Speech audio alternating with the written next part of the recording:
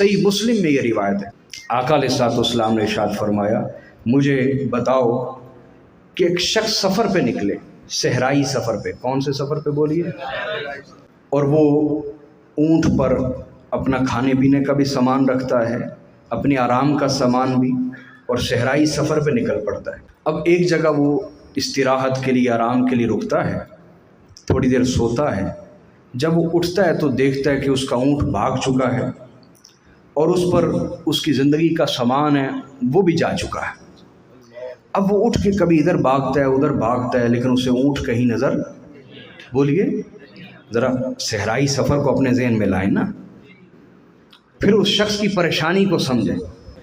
अब आका अलैहिस्सलाम ने फरमाया, भाग भाग के मायूस हो गया अपनी ज़िंदगी से कि ना घर वापस जा सकता है, ना मंजिल पे जा सकता है, दरमियान में है। कहाँ? और कोई और है भी नहीं जो मदद करे। अब वो मायूस होके लेट जाता है वहीं पे जहाँ पहले लेटा है, एक दरख्त के नीचे, और उससे यकीन हो जाता है कि मैं यहाँ भूखा प्यासा तड़प तड़प के मरूंगा। एक है गला कटा मर गया इंसान, एक है भूख और प्यास से तड़प तड़प के इंसान का मरना। तो हुजूर ने फरमाया, जब उसे अपनी मौत का यकीन हो जाए, मौत का बोलिए, और वो उसी हालत में आंखें बंद करके लेटा हो, फिर जब आंखें खोले तो उसका वो ऊँट सामने मौजूद हो, उसका वो ऊँट बोलिए सामने। अब जब वो दोबारा देखे कि मेरी जिंदगी लौट आई है तो वो कितना खुश होगा, बोलिए ना, वो कितना।